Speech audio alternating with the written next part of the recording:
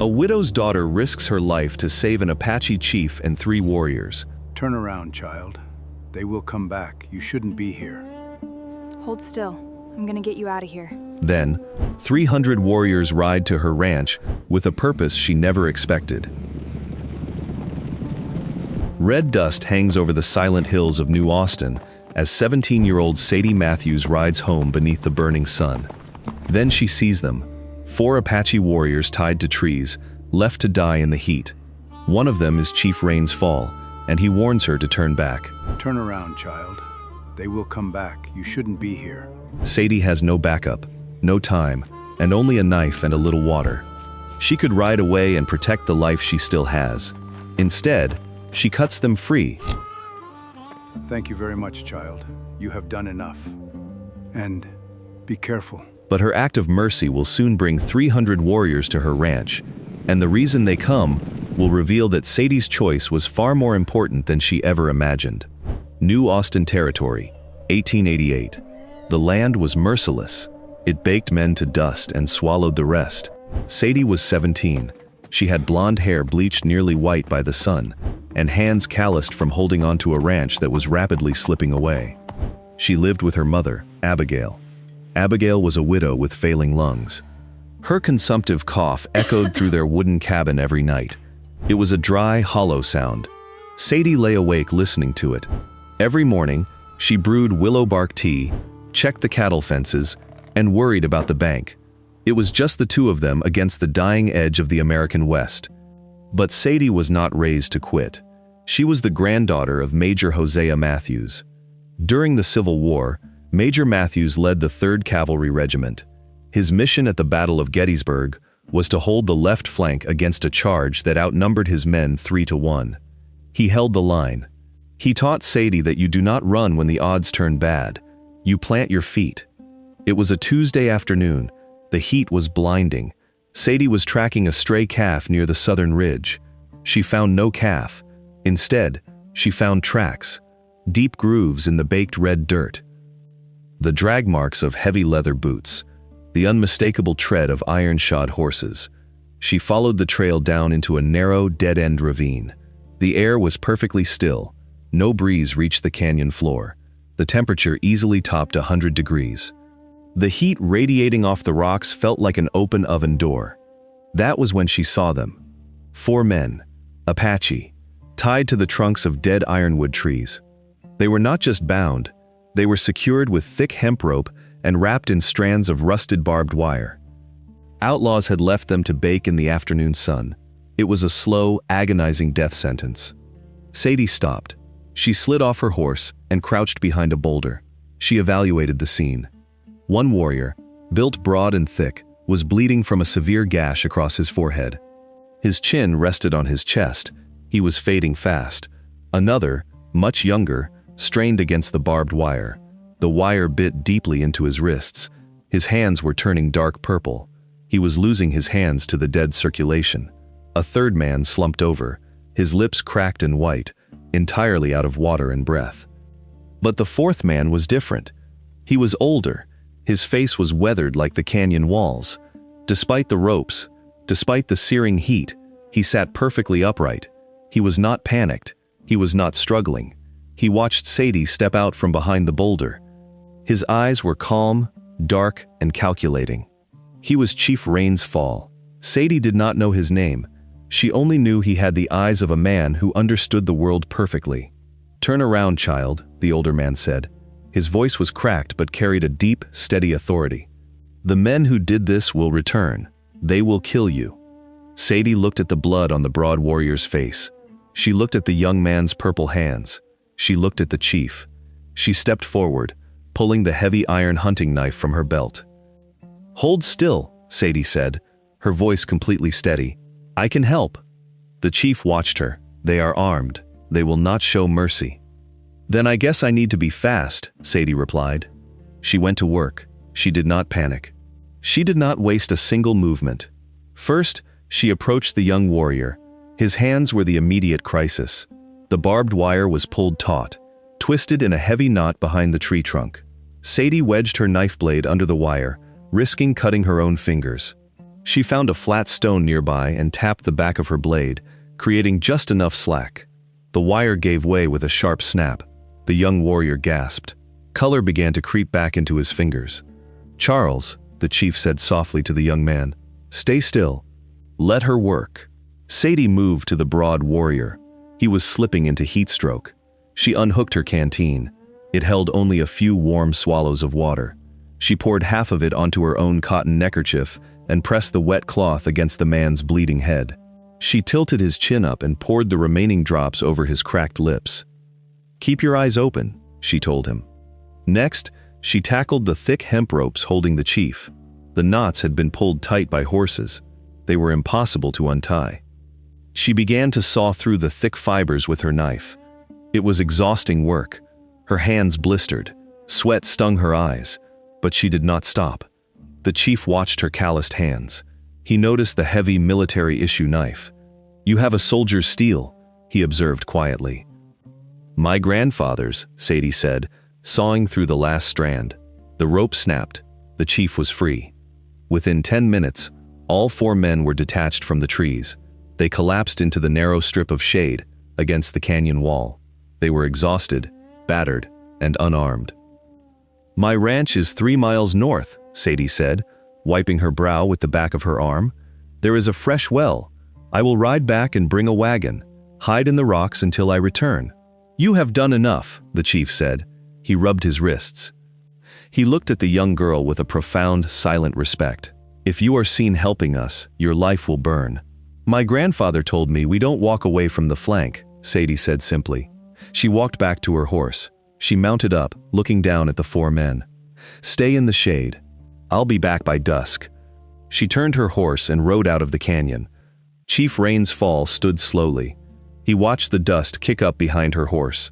In his 50 years of fighting, trading, and bleeding on this harsh land, he had seen settlers exhibit fear, hatred, and greed. He had never seen a young girl ride into a death trap, ruin her hands on barbed wire, empty her only water, and ride away to get more. Charles, the young warrior, flexed his aching hands. "Who is she?"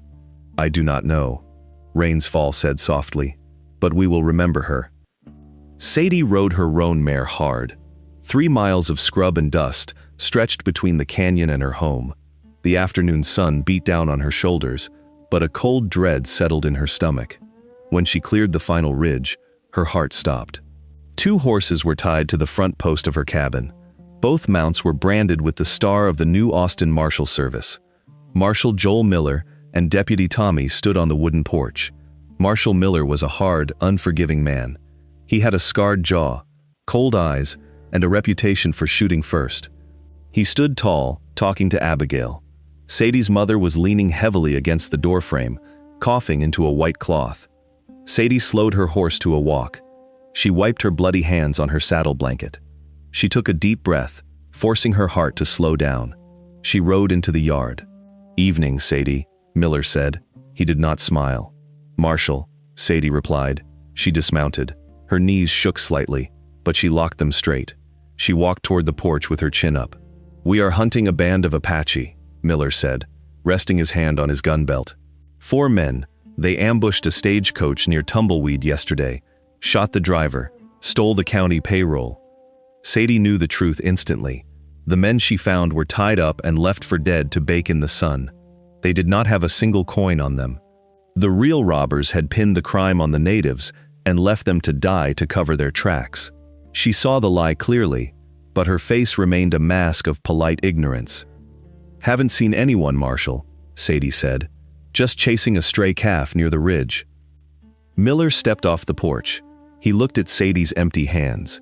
He noticed the damp spot on her shirt. He looked at the missing canteen on her saddle. "You look exhausted, girl. You lose your water out there?" "Dropped it in a gorge," Sadie lied smoothly. "Calf got away too." Miller stared at her. The silence stretched. The desert wind howled through the porch beams, kicking up red dust around their boots. It was a test of nerve. Sadie thought of her grandfather holding the flank at Gettysburg. Hold the line. She did not blink. She did not look away. Miller tipped his hat. "Keep your doors locked, Abigail. These men are desperate. If they come here, they will not ask for a meal. They will take your lives." Miller and Tommy mounted their horses. They rode off toward the eastern ridge. Sadie waited until the dust settled on the road. She rushed immediately to the barn. She grabbed the heavy leather harnesses for the draft horses. "Sadie," a quiet voice called out. Abigail stood in the barn doorway. The dying sun cast a long shadow behind her. She looked at the heavy leather harnesses in Sadie's hands. She looked at the faint smears of blood Sadie had missed on her shirt. "You didn't drop your canteen," Abigail said softly. "No, Mama." "Are they badly hurt?" "Dying," Sadie said. Her voice cracked, just a fraction. "Left for the buzzards, tied to trees and barbed wire. It wasn't right, Mama. I couldn't leave them." Abigail coughed. It was a deep rattling sound that shook her frail frame. She leaned against a wooden post to catch her breath. When she finally looked up, her eyes were not filled with fear. They were bright, fierce, and entirely resolved. "Hitch the wagon," Abigail ordered, "and bring my medical box. The big one." The moon was a thin crescent that night. The darkness over the New Austin territory was absolute. Sadie drove the wagon without a lantern. She navigated entirely by memory and starlight. Every bump in the dirt road made her wince. She knew Marshal Miller could be camped anywhere out in the brush. She reached the box canyon just before midnight. She whistled a low, two-note call. The sound of a nightjar. A shadow detached itself from the rocks. It was Charles. He walked with a severe limp, but he was supporting the broad warrior, who was barely conscious. The third man, Javier, stumbled behind them. Chief Rains Fall walked beside them. His posture remained incredibly straight, despite the agony of his torn muscles. They loaded the men into the back of the wagon. Sadie threw old burlap feed sacks over them to conceal their shapes. "Stay very low. Do not make a sound," Sadie whispered into the dark. The ride back took 2 terrifying hours. It was an excruciating crawl. The tension in the air was suffocating. At one point, Sadie saw the orange glow of a campfire on a distant ridge. It was Marshal Miller's camp. She held her breath and kept the draft horses moving at a slow, steady walk. Her hands gripped the leather reins so tightly her knuckles ached. They reached the ranch safely. The barn doors were open. Abigail was waiting inside with a single, dimmed oil lantern. They carried the men into the back hay stall. Abigail did not ask questions.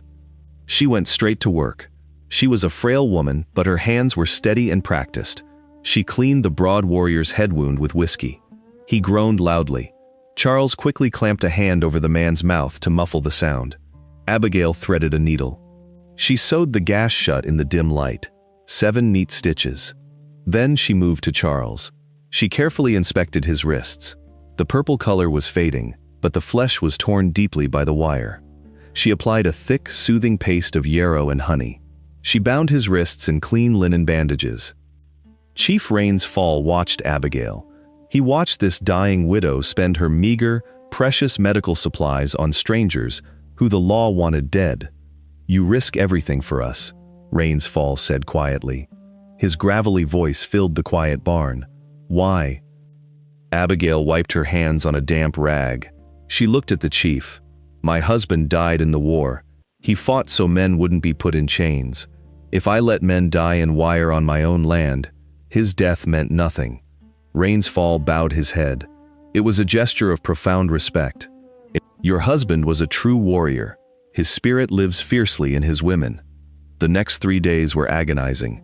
The 4 men hid in the barn loft, buried under piles of loose hay and old blankets. Sadie went about her daily chores normally. She fed the chickens. She repaired the cattle fences. She acted exactly like a bored, tired ranch girl. But the danger was ever present. Every afternoon, Marshal Miller rode past the property. Sometimes he stopped at the well for water. Sometimes he just sat on his horse by the property line, watching the barn. He was highly suspicious. He was a veteran hunting dog who had caught a faint scent but couldn't locate the prey. The tension mounted daily. The ranch's food supplies were already low, and now there were 4 more mouths to feed. The injured men needed to eat to heal properly. Sadie began skipping her own meals entirely. She snuck her portions of dried meat and cornbread into the barn loft. One afternoon, Charles caught her doing it. He saw her stomach rumble loudly in the quiet loft. He pushed the tin plate of cornbread back toward her. A scout cannot protect the camp if she is starving, Charles said softly. Eat it, Sadie said sharply. You need your strength to ride out of here. And you? I'm stubborn. That's better than strong. Charles smiled.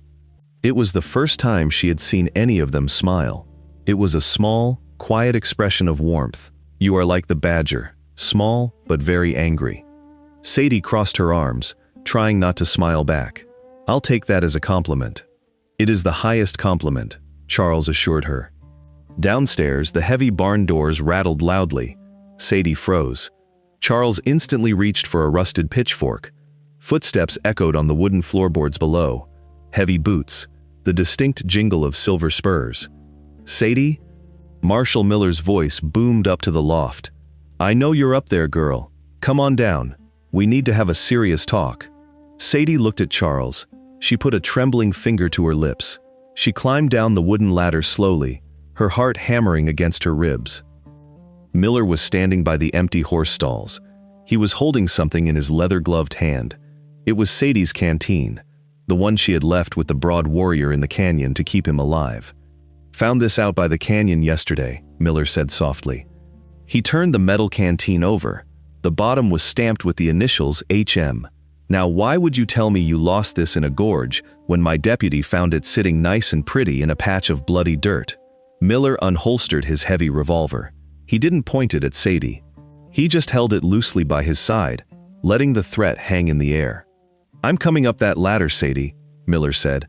The air in the barn went dead cold, and if I find what I think I'm gonna find, you are hanging right next to them. Miller's heavy boot hit the first rung of the wooden ladder. The dry wood creaked loudly.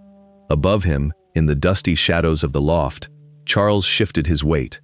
The rusted tines of the pitchfork caught a faint sliver of sunlight slipping through the roof boards. Marshal, a quiet voice called out from the barn entrance. It was not loud, but it stopped Miller cold. Abigail stood in the doorway. She held a heavy, double-barreled shotgun. The stock was tucked firmly against her frail shoulder. The twin steel barrels were leveled directly at Miller's chest. Her hands were thin and pale, but they did not shake.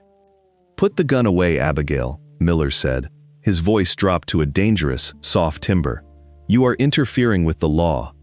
The law does not trespass in my barn, Abigail replied. Her chest rattled with a suppressed cough.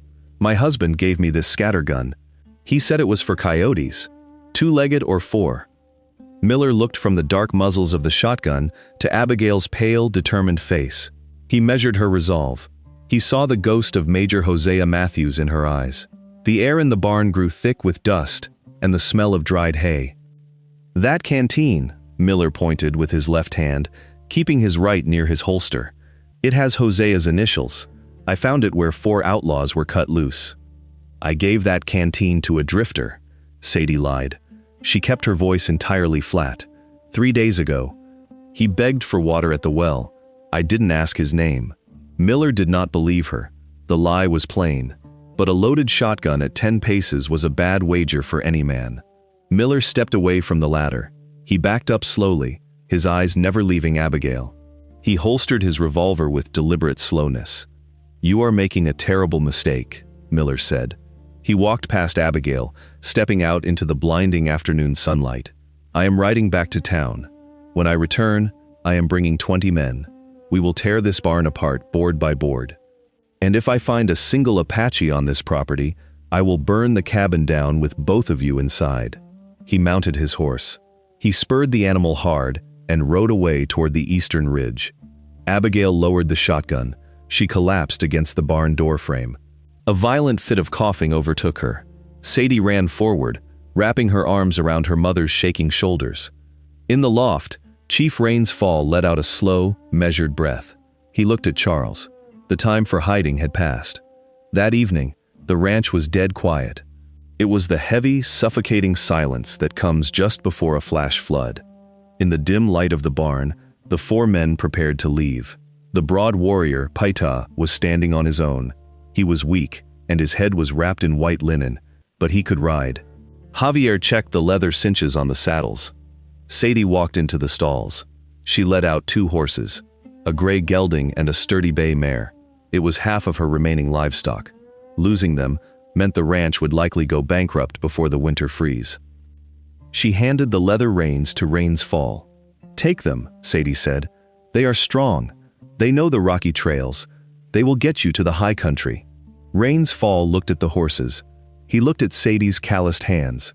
He understood the profound weight of this sacrifice. In the West, a horse was a family's livelihood. Giving away two was giving away survival. "We cannot repay this," Rains Fall said quietly. "I didn't ask for payment," Sadie replied. She reached out and brushed a smudge of dirt from the bay mare's nose. "Just ride fast. Miller will be back by dawn." Abigail walked into the barn. She carried a heavy canvas sack. It contained the absolute last of their supplies: dried salted beef, half a loaf of hard bread, and a glass jar filled with dark willow bark tea. She handed the sack to Charles. "For the pain," she said, pointing to the glass jar, "drink it when the fever flares." Charles took the sack. He bowed his head slightly. "You are good people. The world is harsh, but it has not made your hearts cold."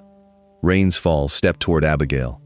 He reached up to his neck. He unclasped a thick leather cord. Hanging from it was a single, massive grizzly bear claw, polished smooth by years of wear. "My father wore this," Rains Fall said. His deep voice echoed in the quiet barn. "It is a symbol of the protector. The one who stands before the fire. You wear it now." He placed the necklace into Abigail's trembling hand. Her fingers closed tightly around the smooth bone. "Go," Abigail whispered. "May God hide your tracks." The four men mounted up. They rode out the back doors of the barn, slipping quietly into the vast, dark expanse of the desert. The rhythmic thud of hooves faded quickly into the night wind. Sadie and Abigail did not sleep that night. They sat at the small wooden kitchen table. The oil lamp flickered between them. Sadie systematically cleaned her grandfather's heavy revolver. She oiled the cylinder. She loaded 6 heavy brass cartridges, one by one. "We have done nothing wrong," Abigail said. She stared blankly into her empty teacup. "Miller doesn't care about right or wrong, Mama," Sadie said. She snapped the gun's cylinder shut with a sharp click. "He cares about a hanging." Dawn broke over the New Austin territory. It cast a bloody orange light across the jagged canyon lands. Then, the ground began to vibrate. It was a low, steady rumble. The tin plates, stacked on the wooden shelf, rattled softly against each other. Sadie stood up. She walked to the front window and pushed aside the cotton curtain. A massive plume of red dust rose over the eastern ridge. It rolled toward the ranch like a storm cloud. Miller had kept his promise. He rode at the very front. Beside him was Deputy Tommy. Behind them rode a posse of 25 heavily armed men. They carried Winchester repeaters, double-barreled shotguns, and coiled hangman's ropes tied to their saddles. They rode with the grim, silent purpose of an execution squad. Sadie walked to the front door. She stepped onto the wooden porch. She held the heavy revolver down by her side. Abigail stepped out right behind her, holding the scattergun. The posse fanned out across the dirt yard. They formed a tight, suffocating half-circle around the front of the cabin. The horses stamped their iron shoes, snorting and kicking up red dust. Miller halted his dark horse 10 yards from the porch. He looked down at the two women. Then he looked at the open, empty barn doors. "Search the property," Miller ordered his men. 6 deputies dismounted. They ran toward the barn with their rifles raised. They kicked the interior doors open. Minutes passed in heavy, tense silence. Sadie kept her eyes locked dead on Miller. One of the deputies jogged back to the yard. "Barn's empty, Marshal, but there's fresh tracks leading north into the scrub. 4 horses. They were here, left a few hours ago." Miller's face twisted into an ugly sneer. He looked down at Sadie with pure contempt. "You aided and abetted murderers," Miller shouted. "You gave them your own horses. You are traitors to the law." "They were innocent men," Sadie shouted back. Her voice rang out clear and sharp across the dusty yard, refusing to break. "You left them to die in barbed wire to cover up a robbery you couldn't solve." A low murmur rippled through the posse. A few of the men shifted uncomfortably in their saddles, glancing at each other.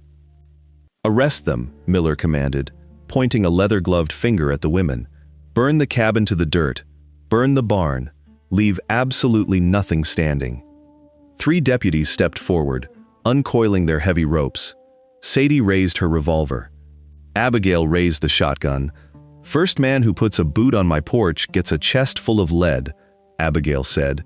Her voice was raspy, but it carried the unyielding weight of solid stone. The three deputies hesitated. They stopped in the dirt. Miller drew his own revolver. He cocked the hammer back with a loud metallic clack. He leveled the barrel straight at Sadie's head. "Put the guns down, little girl," Miller growled, "or I end this right now." The standoff had reached its breaking point. The tension was a wire pulled tight enough to snap. Death was seconds away. But before a single trigger could be pulled, a new sound washed over the canyon. It was not the rumble of 25 horses. It was the earth-shattering thunder of 300.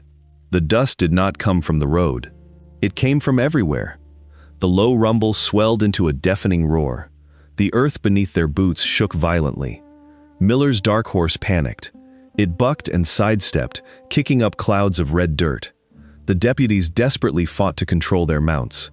Sadie did not lower her revolver. She kept her eyes locked on Miller, but she saw the color completely drain from his face. Miller looked past the cabin. He looked up at the towering eastern ridge. Sadie shifted her gaze. The jagged, red rock skyline was no longer empty. It was entirely covered.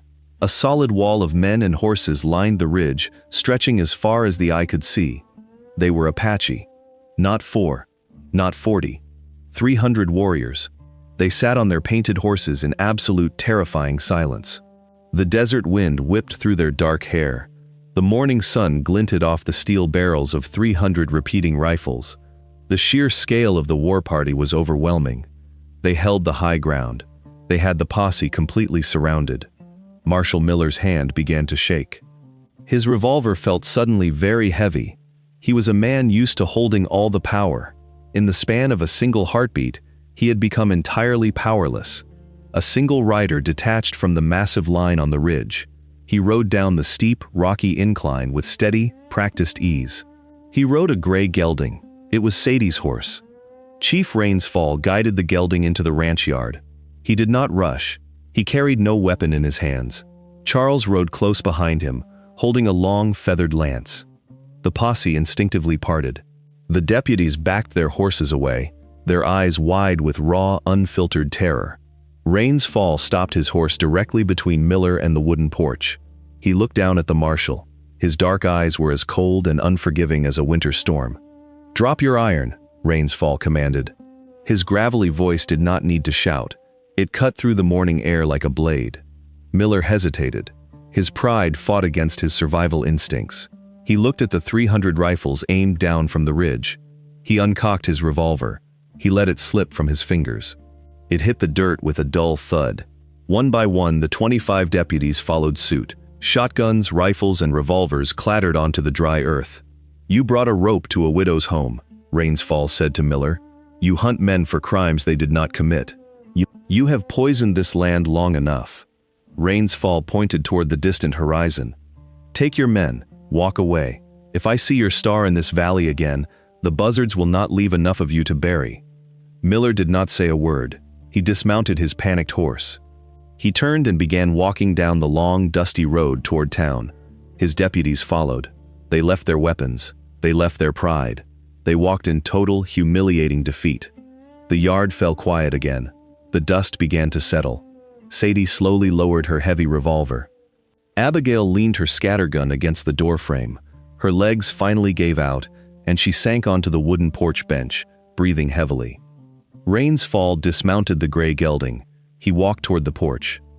"I told you to ride for the high country," Sadie said. Her voice shook, the adrenaline finally leaving her veins. "You rode right back into the fire." "A general does not abandon a loyal soldier," Rainsfall replied softly. "You held the flank. We returned to reinforce it."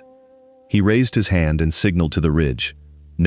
Dozens of warriors began riding down into the valley, but they were not coming to fight. They were herding animals. A magnificent herd of wild mustangs, 50 strong, poured into the grazing pastures behind the barn. Following them came a small herd of healthy, fat cattle.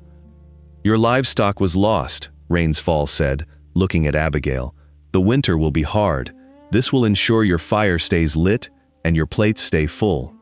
Abigail looked at the massive herd of horses and cattle. It was a staggering fortune. It was enough to save the ranch 3 times over. She touched the heavy-boned bear claw resting against her chest. Tears welled in her tired eyes. "You did not have to do this," Abigail whispered. "We only balanced the scales," Rains Fall said. He turned his deep gaze to Sadie. He looked at the military revolver in her hand. He remembered the young girl stepping out from the rocks, ruining her hands on barbed wire for a stranger. "Your grandfather was a man of great honor," Rains Fall told her, "but the true strength of his bloodline stands right in front of me." He bowed his head, a deep, respectful gesture from a chief to a 17-year-old girl. Sadie swallowed hard, and she nodded back. And that is where the dust settles on our tale for now. Whenever I share these frontier tales, my hope is you can leave your daily worries behind for a spell. I'm curious what kept you company while listening. Were you cooking dinner for the family, sketching in a notebook, or just resting your eyes on the couch? Tell me in the comments, as I truly read them all. Let me know which country you call home too. If you want to make sure we meet again, dropping a like and subscribing means everything. Thanks for riding along.